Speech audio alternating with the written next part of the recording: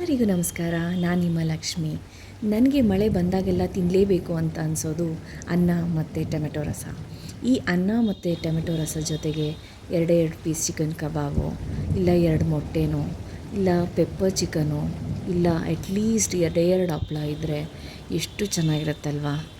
ಈ ಅನ್ನಕ್ಕೂ ಈ ವೆದರ್ಗೂ ಈ ಬಿಸಿ ಬಿಸಿ ರಸಕ್ಕೂ ಹೇಳಿ ಮಾಡಿಸಿದಂಥ ಕಾಂಬಿನೇಷನ್. ಏನಂತೀರಾ?